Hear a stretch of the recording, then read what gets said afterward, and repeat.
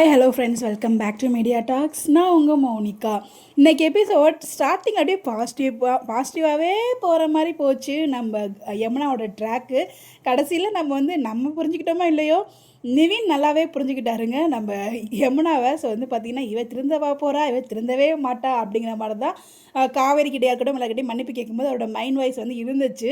So நம்ம குமரன் எதார்த்தம் எங்களுக்கெல்லாம் கூட இப்போ தான் தெரியும், நிவினுக்கு முன்னாடியே தெரியும். நிவினுக்கு தான் ஃபஸ்ட்டே தெரியும். அவர் தான் ஃபஸ்ட்டு ஹாஸ்பிட்டல் கூட கூப்பிட்டு போனார் அப்படிங்கிற விஷயம் சொன்னதுமே சந்தேகப்பட ஆரம்பிச்சிட்டாங்க. ஸோ இவ எப்படி திருந்துவா அப்படின்னு சொல்லி நம்ம நிவினுமே பார்த்திங்கன்னா அவரோட மைண்ட் வாய்ஸ்லேயே பேசிகிட்டு இருக்க மாதிரி காமிப்பாங்க.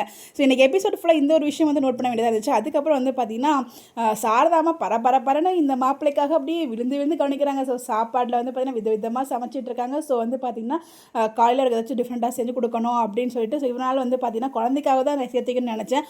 பட் காவேரிக்காக எதையுமே வேண்டான்னு சொல்லிட்டு விட்டு வந்திருக்காருல்ல. ஸோ அதெல்லாம் யாரும் பண்ண மாட்டாங்க அப்படிங்கிற மாதிரி விஜயை புகழ்ந்து தள்ளிட்டு இருப்பாங்க. இதெல்லாம் ஓகே தான், நீங்கள் புகழ்றது. இப்போ விஜயை நீங்கள் புகழ்றீங்க. இப்போ பார்த்திங்கன்னா கங்காவை கங்காவும் சேர்ந்து உட்காந்து சாப்பிடுவாங்க. நான் எதிர்பார்த்தேன் எல்லாருமே சேர்ந்து சாப்பிடட்டும் அப்படின்னு பாட்டி சொல்லும்போது, பட் கங்காவை மட்டும் வேலை வாங்கிட்டு இருக்காங்க. ஸோ அப்படியே நம்ம காவேரி விஜய் சொல்கிறாங்க நான் நகர்ந்துக்கிறவங்க உட்காந்துக்கணும், இல்லைன்னா குமரன் பக்கத்தில் தான் பிளேஸ் இருக்காங்க உட்காந்துக்க வேண்டியதுன்னா அவ்வளோ ஒன்றும் பிளேஸ் இல்லாமலாம் ஒன்றும் இல்லையே, என்னடா பண்ணுறீங்க டீம் அப்படிங்கிற மாதிரி எனக்கு இருந்துச்சு. ஏன்னா அகைன் இப்போ கங்காவுக்கும் அந்த வீட்டுக்கும் மிஸ் அண்டர்ஸ்டாண்டிங் வர மாதிரி இருக்கும்னு நினைக்கிறேன். அப்படி தான் எனக்கு தோணுது பார்க்கும்போது.